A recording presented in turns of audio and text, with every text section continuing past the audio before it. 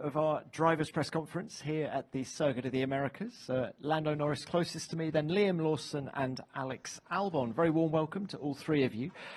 Liam, let's start with you.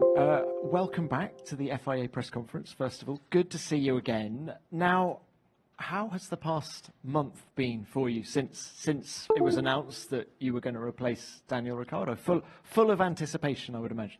Yeah, it's just been busy. I would say it was strange to have a gap at this point of the year. I think obviously the gap for me was filled up with quite a lot of stuff. So yeah, it's just preparing as much as possible. It's a difficult time to come into the season. Obviously, sprint weekend this weekend, new track, end of the season. So yeah, just trying to be as ready as possible. You talk about preparations. How useful was that Pirelli test at Mugello last week for you? It was useful. It was useful for my neck, honestly. We did just long runs basically. So yeah, it was good to do, honestly. As much as I would have rather go out and do some short runs and push, it was good to do longer runs and basically just get ready for the longer races in Formula One. Liam, so how are you approaching these 6 races to end the season? What goals have you set yourself? I think it's not as simple as like a position or like this is where I want to be. I think it's scoring points mainly for myself, because that's what is going to be, or what the team's going to judge me on, is how I perform, and the best way to do that is score points. Also for the team, fighting for P6 in the championship as well. So yeah, basically trying to get to the points as soon as possible for me is the goal. All right. Well, very good luck with that. Thank you. Alex, why don't we come to you next? The ton is up. 100 races in Formula One. Many congratulations. Lots of memories, I'm sure. Is there one race or 2 races that stand out? Not really. The first race is always a big moment. And then my first podium is always nice. But yeah, it's strange. I feel like 100 races, when we do so many races a year now, it doesn't actually take a lot. It's 4 years now in Formula One, 4.5, and it's gone by very quickly. I think somebody told me that I've overtaken Jackie Stewart, which is pretty strange feeling. Yeah, he was 99 races. Well, look, let's bring it on to the here and now. You finished in the points at Austin last year. How hopeful are you coming into this weekend? We've had a good run of races. I do feel like we've made a step since our upgrade. We're still not totally happy with where the car is, and we know that there's more understanding to happen and more to come with that. So we had a good amount of time to go through the data the last few weeks just to see where we can go quicker. I do think we're going to need that bit more performance to score more points.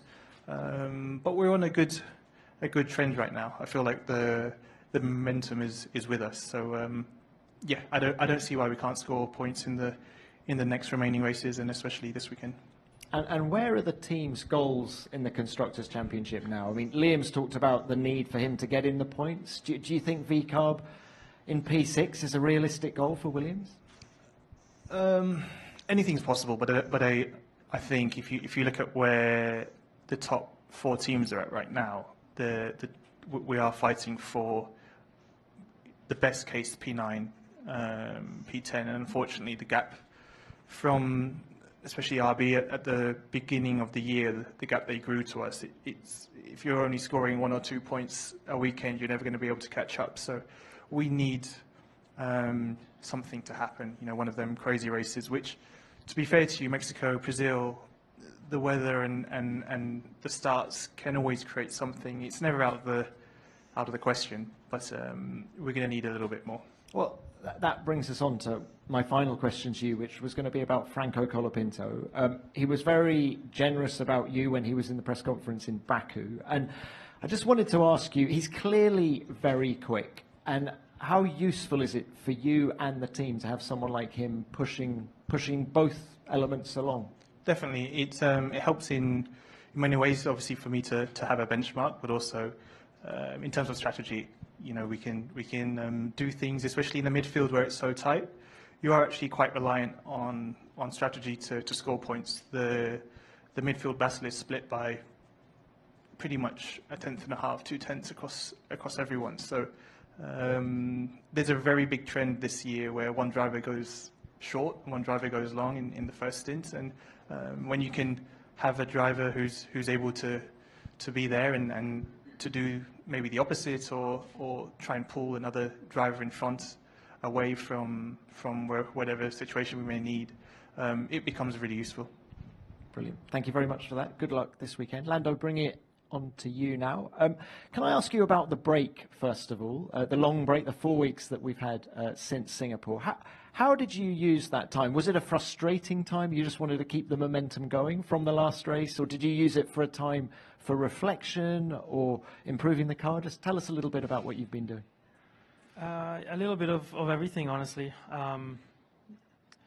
I mean, after Singapore, I just wanted to keep going. We were in a good rhythm. I think we still are in a good rhythm, and have been for quite a while. So a little bit of that, but everyone needs a break, and it's not just for me, but for my whole team, the whole team around me, everyone back in the factory.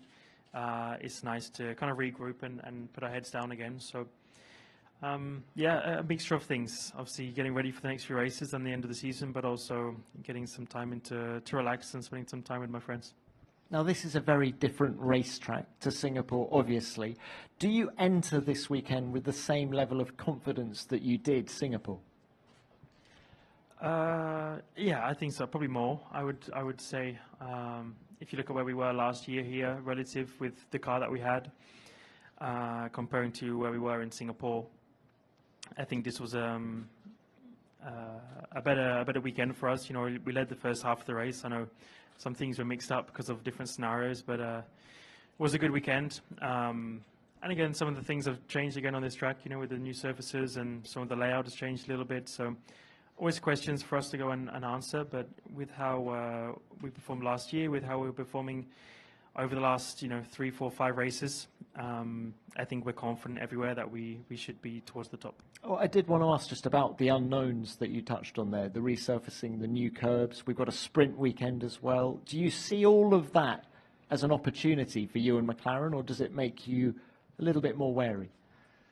I mean, I have no idea if it's going to be a good thing or a bad thing, so I don't think anyone does. So I think we probably all treat it as opportunities until we know something different, but it's also a sprint race where many things can happen, and it's difficult to sometimes hit the ground running, and we saw that last year with people not getting the setups right and certain things like that. So again, certain things have changed for what happened last year in that scenario, but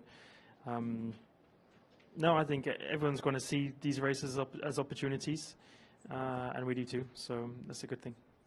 And how do you see this battle with Max Verstappen over these last 6 races? 52 points the gap. They've got some upgrades on their car this weekend in Austin. Do you think you're going to have a good read on your chances in the World Championship this weekend? I think we've seen it for the last 5, 6 weekends. I know people ask every weekend if this is a weekend that's going to change something.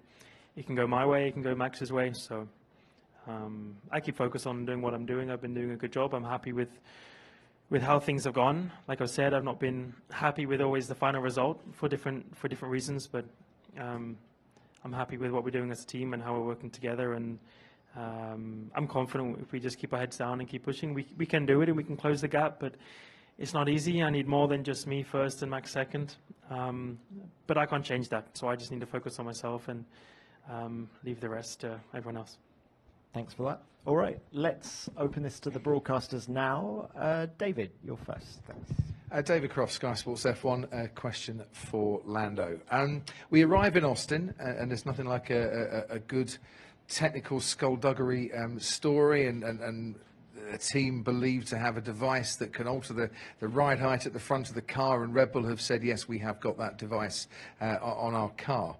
The fact that the FIA have found a way to make sure that a device like that could not be now used, does that give you an advantage in the title run between now and Abu Dhabi? The fact that Red Bull may be having their wings clipped, technically, shall we say, to allow you and Max to then go and fight it out on the track?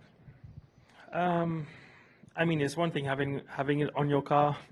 It's another thing on how much you exploit it and use it, which we have no idea on. So It has been helping them. If they've been utilizing it in a way people think they have, then maybe it will shift in our direction. But I mean, when you talk about things like that, it's not going to gain them, they're not going to have got several pole positions or wins just because of such a device, So I don't think it really will change anything in the scheme of things. But when we look at maybe certain qualifyings and we look at the gap in certain races this year when it's been split by hundredths of a second in qualifying or even thousands, then you might say, okay, well, maybe this has helped in that direction or this direction. But I think it's good that the FIA are doing such a thing. There's a difference between black and white stuff like this, and there's a difference between Formula One and pushing the boundaries and creating new things and innovating within the space that you're allowed to innovate. And I think that's what we as McLaren have done a very good job in, but we're sure not to go any further than that. All right, thank you, Lando. Next one. Yep. Hello, Panos Etanidis from Mandena TV Greece. A question for Lando. The FIA changed the rules about the awarding 1 point to the fastest lap next season. If it comes down to losing the championship by that 1 point that Daniel took away from you from Singapore, would that be bittersweet or something? No, I wouldn't look at that as the reason. I would probably put the blame down to other things this season that could have been better rather than Daniel in his final race getting a fastest lap. It might come down to that in the end of the year, and if that's the case, then so be it. But yeah, I don't think that's... People have done that for years. I know it's just odd timing and people are quick to jump on things, but it depends. If it's the circumstance of how it happened, I guess, is a unique one. Daniel knew it was his last race, and it's I wouldn't say it's a nice way to go out, because I don't think any way to go out is a nice one. But yeah, if it wasn't and it was just him going for fastest lap, then it's a bit more of a question mark and something I think we probably would have questioned more as a team.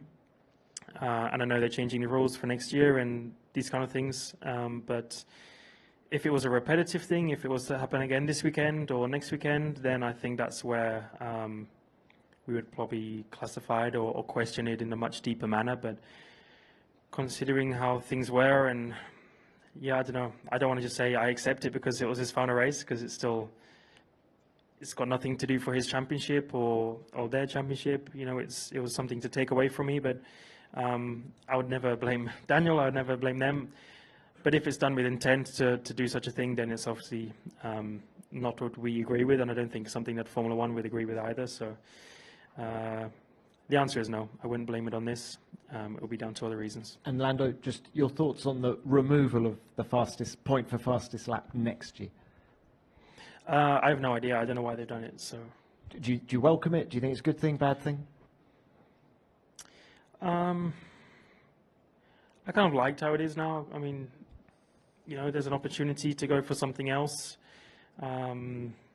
Sometimes, yeah, you pay the price for risking such a thing, and it's always been a risk in certain scenarios if your pit stop goes wrong, or different reasons. The thing is, if it's such a case, then it's like like we had in Singapore or something like that that's repetitive, then I think it's the correct thing to do. But I don't know. I don't feel like they should change it just because of people questioning it after Singapore. So I don't know. It's got nothing to do with me. It was all a team manager thing. So yeah, it's got nothing to do with us. All right. Thank you for that. Next one, please. Yep. Rodriguez from DAZN Spain. A question to Lando. With the amazing performance that McLaren is having and you as a driver, but still 52 points to the World Championship. Do you feel in the team that if you don't win this championship, it's a failure, or it's just that the atmosphere is been a good year anyway? I think it's still been a good year. Like, it's still been a year I've enjoyed. It's tough because you never know. There's always things, no matter what year you're in, that you think, you could have done this a bit better, you could have done that better. And even with where I am now, there's already things I go, damn, if only I did this or that.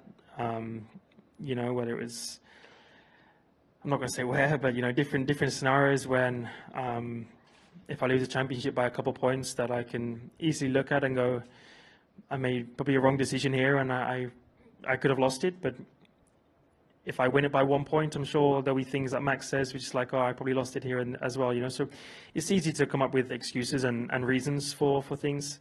If I finish second, it's because Red Bull and Max have done a better job. That's my only answer for it. So we started a very long way behind in the beginning of the year. I think everyone thought Max was going to have an easy win in the championship. Red Bull were going to have another easy win in the championship. For that not to be the case after the gap that they had after round one, and it not even to come from Ferrari as the main contender, but from us, a team that was probably fourth at the start of the year, I think it's still a year to be proud of.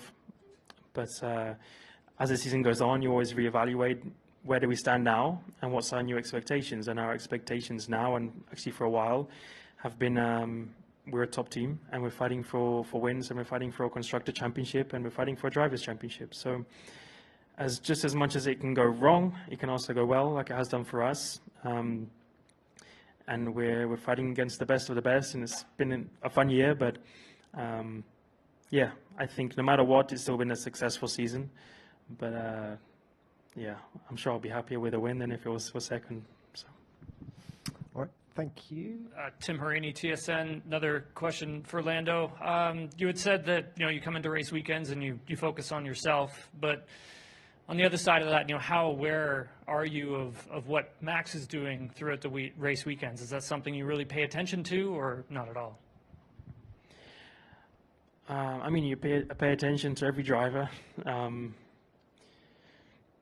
Yeah, I mean, that's my job, is to look at onboards and look at data, but it's got nothing to do with me. If Max qualifies first, fifth, or 10th, it doesn't change what I have to do. My job is still to try and win and get the most points I can for myself, whether that includes trying to get a fastest lap or, I did that a few times this year, and it could be that those few times I have got them can help me in the championship at the end of the year. So honestly, not a lot. I mean, he's my contender. He's the guy I need to beat. So when he's just ahead of me, then I know, just like in Baku, that one position swing, me going one forward and him going one back, can make a big difference in the championship.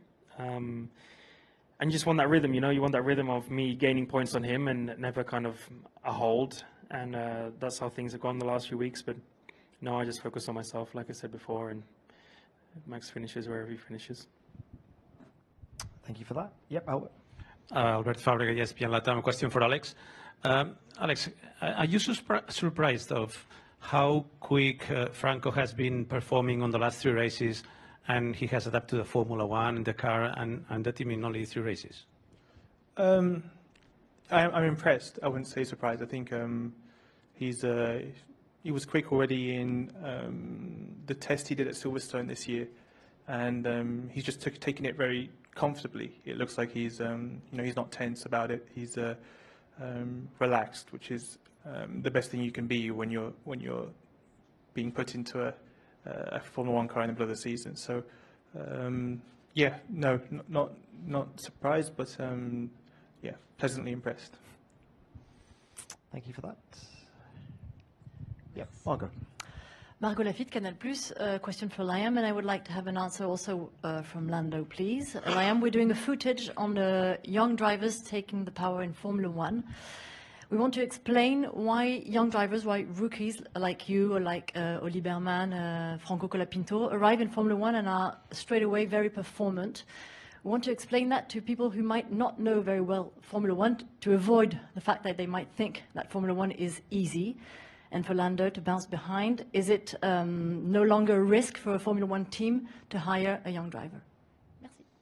Merci. I think we can't really test much. I know many years ago that you could test pretty much whenever you liked. You had test cars and things like that, although that would be very, very cool. Obviously, that's not the way the sport is right now, and that's why simulator driving and the work we do behind the scenes with with data and just preparing for an event, it's mostly simulator that they develop and that they try and work with, and it's about basically trying to make it as obviously realistic as possible. So we spend a long time as a reserve driver, or even going through Formula 3 and Formula 2, we get introduced to the Formula 1 work and preparing for a Formula 1 race, and I think that's why the access we have now, it's getting a lot closer every year, and I think that's why it's becoming, let's say, easier or more closer for us to be able to step in. It's still a challenge for sure. It's still very different, but yeah, I think it's just the work that we do behind the scenes. There's a lot of it probably that maybe people don't see. And Lando? Yep. Yep. Is it a risk? I think it's still a risk for sure. I think what you're seeing is very talented drivers come through. I feel like I'm older when I say it, but like Liam, like Oscar, like Franco. I think you're going to see plenty of drivers come in and do a good job, and perform and qualify well and things like that. I think that's what comes more natural to drivers. But I think when you look at Formula 1 is not just about one weekend or 2 weekends or 3 weekends. It's about 24, and it's about a whole season, and it's about developing the car over seasons. And I think you'll see, and I think there are plenty of drivers that can come in and drive a Formula 1 car quickly. And I think that's the easier part of it, is coming in and just driving a car quickly. This is what we're born to do, is what we live doing, is driving as quickly as we can. And I think the easier part of that is coming in and driving a car quickly. The tough part is the longer part of everything. It's the 24 races, it's not crashing your car on every weekend, not making those silly mistakes, helping your team, being a team leader, not just looking at this season, but looking ahead to next year and on knowing when to make sacrifices for following years. There's plenty of things which make a driver a more complete driver rather than someone who can just come in and perform on one weekend. And I'm not taking anything away at all from those guys. I think, like when you see Franco come in and do the job he's done in the middle of a season, it's pretty impressive. And I think everyone acknowledges that, but it's another job to do that every single weekend, not making mistakes, not crashing the car, especially now in a cost cap championship. It's even trickier to push and find those limits. So you have those pros and cons, but being a Formula 1 driver is not about just driving a car quickly, which I think a lot of people can do, but it's about doing that on top of doing that every single race, every single qualifying, working together as a team. I think that's what makes a good driver in general, not just a quick driver. So you have those two sides, but I'm still impressed, and I think it's still impressive to see the rates of how quick you can get these young drivers in now. And not talking as I'm old, but these young drivers like Franco come in and perform at the level that they have done so quickly. So it's down to different reasons, but also simulators and things like that and preparation you can do nowadays is more advanced than what it was several years ago.